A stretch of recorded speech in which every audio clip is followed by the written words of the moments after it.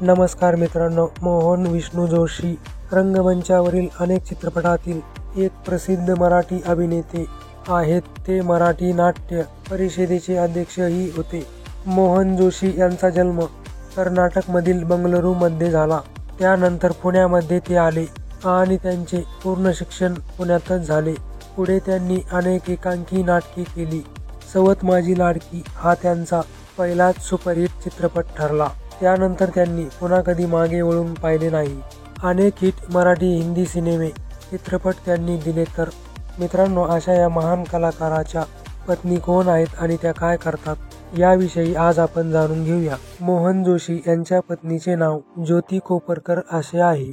ज्योती कोपरकर या सुद्धा मराठी फिल्मशी निगडीत काम करतात.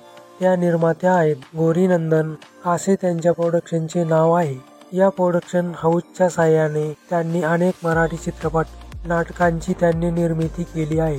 हे दोघे एकाच कॉलेजमध्ये असताना त्यांचे एकमेकावर अतूट प्रेम होते. हे प्रेम जगजाहीर असून ते ज्योती यांना बाईकवर घेऊन जायचे.